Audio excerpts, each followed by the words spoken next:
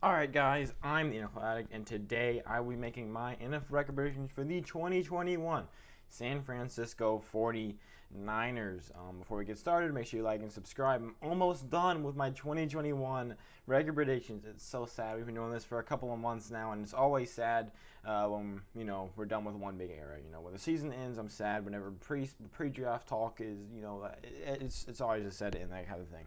But you're here to hear me talk about the 49ers, so let's go ahead and do that. The 49ers, the fully healthy 49ers, I should mention. A lot of people who don't follow football that much might not know this. Last year, the reason that they weren't, so great record-wise was simply because they were heavily injured past week 2. They had, 2 or 3 rough weeks there at the beginning of the season where they basically got their whole starting roster injured. And it wasn't great, so that's why they didn't do too great. But now we have the fully healthy, so they've got Jimmy Garoppolo back, and I think that he will start all 18 games or all 17 games in the bye week. They've got 2 of the best pass catchers, or really one of the best pass catchers with a pretty good wide receiver.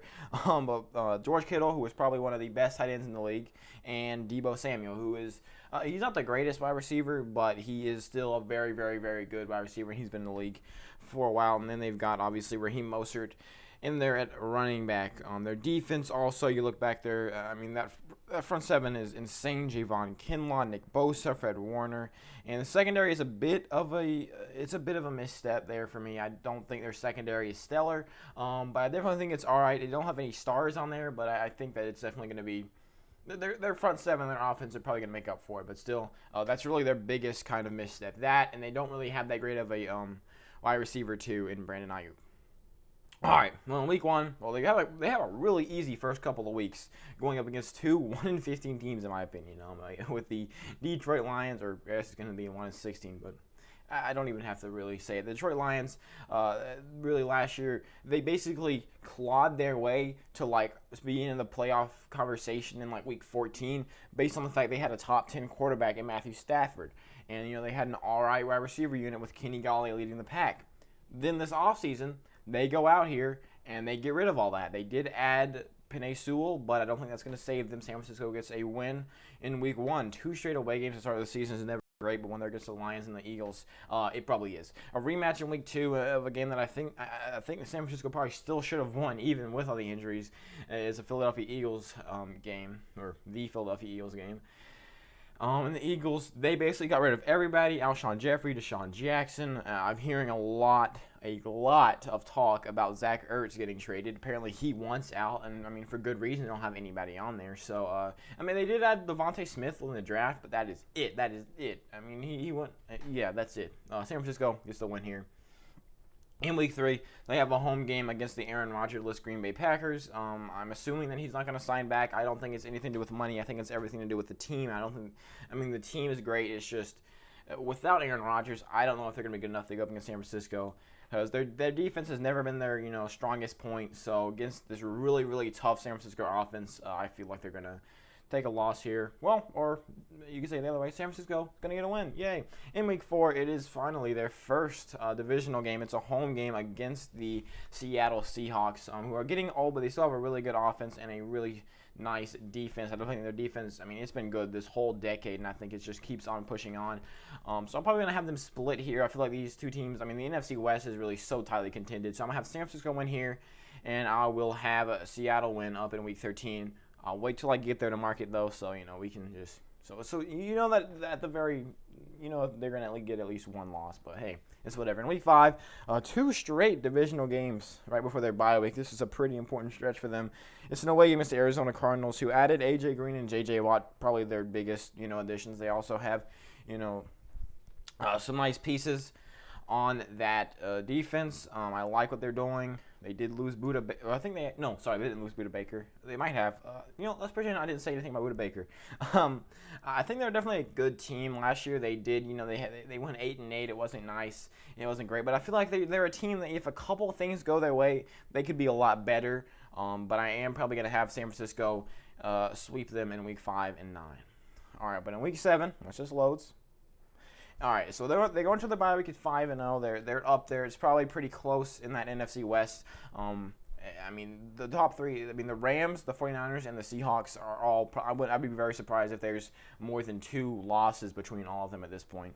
But in week 7, it's a home game against the Indianapolis Colts. They're coming off of a bye week, and the Colts, with Carson Wentz, I think that's going to be a downgrade. Not adding a wide receiver to go along with T.Y. Hilton is a misstep in my opinion. They did re-sign T.Y. Hilton, which is definitely a good thing, but he's getting older, and when they're relying on him so much, they're going to lose to a team like the 49ers. All right, so then in week 8, it's an away game against the Chicago Bears, who have a pretty solid defense. However, losing Kyle Fuller, one of the best cornerbacks in the league, does hurt a lot, especially when they did that just to sign a quarterback that's going to maybe start 1 or 2 weeks at best. So yeah, but Justin Fields, though, that was insane. They probably had the worst offseason in the league up until that point. That is the single saving factor, is the fact they went out there. They probably got the second best quarterback in the draft, in my opinion. And I feel like, they're going to be better. Not good enough to beat the 49ers. So, yeah. And then, like I already said, 49ers are going to sweep Arizona. All right, so now in week 10, it's another divisional game, probably their toughest one. There's a home game against the LA Rams. The Rams, I feel like it's going to end between the Rams and the 49ers out there at the top. And the Seahawks, they could surprise me, but I feel like they're kind of falling off right now. And it's really all about the 49ers and the Rams. So, yeah. It's going to be a close one. The Rams are one of the best defenses in the league. The 49ers are up there on offense. It's really going to come down to the fact that I like, it's a really tough one.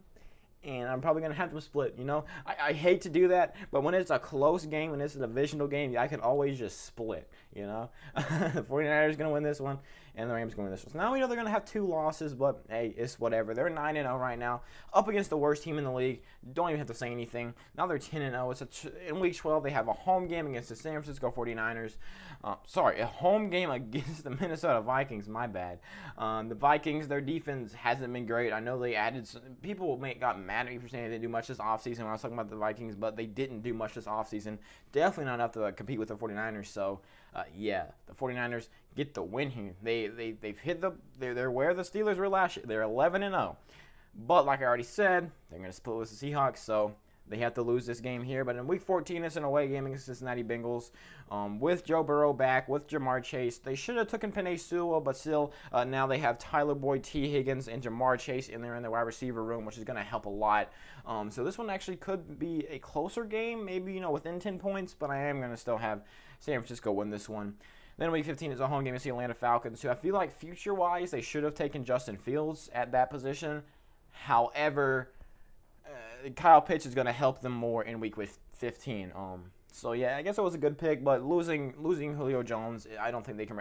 People are hyping up Calvin Ridley so much more. I mean, he is not a. I'm sorry, I'm sorry, Atlanta fans. Calvin Ridley is not a top 5 wide receiver in the league. He might, in his best games, break top 10, but I'm sorry, he is not up there. 49ers get the win in week 15. All right, in week 16. Sitting away against the Tennessee Titans, who got Julio Jones from Atlanta. And now I feel like they have one of the best offenses in the league. And now they're going against San Francisco, who has, an all right defense. And, it's kind of the same thing the other way. San Francisco, now, they have one of the best offense, not one of the best, but they probably have a top 10 offense in the league going against Tennessee, who doesn't have the greatest of defenses. And I probably like the matchup between San Francisco's offense and Tennessee's defense better than, the opposite of that. And San Francisco is going to get the win here to bump up to 15-1. In week 17, going against another one of the worst teams in the league. It's the Houston Texans, who kind of pulled at the Eagles, except for I feel like they have a bit more talent with Deshaun Watson than the Eagles do with Jalen Hurts. So yeah, it might be a tiny bit closer, but really that's for another video. Like I already said, they're going to split with the Rams, so they end up at 15-2. And yeah, here we go. So week 19, that's playoffs. That's a whole other video. For all I know, something crazy could come along. And let me see. They've clinched playoffs. So, yeah, I've got 2 more teams to do. I've got the Seattle Seahawks and the Arizona Cardinals. So, yeah, if, you want to stick around for those videos, that'd be nice. I don't know when I'll be posting. I mean, I try to post day to day, but at this point, it's kind of rough. But, oh, sorry, fart. I forgot. I didn't mean to say fart there. I meant to say forgot. We got to do worst case scenario. So, worst case scenario, they lose to Green Bay. I could see Arizona split with them. They could get swept by the Rams. I could see Tennessee beating them, and that is absolute worst case scenario. This is the bottom of the barrel. This is as far down as I can stretch. I do not see a situation, a scenario at all when a fully healthy San Francisco 49ers team goes anything less than 11-6. And 11-6, again, it's not likely. It's literally as bad as I can see them getting, without injuries, of course. People keep on telling me that, oh, what about injuries? If this person gets injured, they'll be a lot worse. Yeah, again, the 49ers from last year are a good representation of that. If you get injured a lot, you can be a lot worse. You go from 15-2 to like 6-10 or whatever the heck they were last year. And now, best case scenario, I can see them sweeping Seattle. Honestly, I can see it happening. So their range is from 11-6 to 16-1. That's a pretty good range. Don't ask me how the playoffs went away. They're still up there. But yeah, so we got three more videos because we've got Seahawks, Cardinals, playoffs before we start doing preseason stuff. Talking about a lot. If you follow any other NFL channel, just expect it to happen here. So let me flip this back.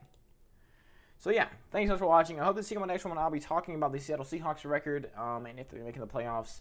And yeah, see you in my next one. Or you could like it.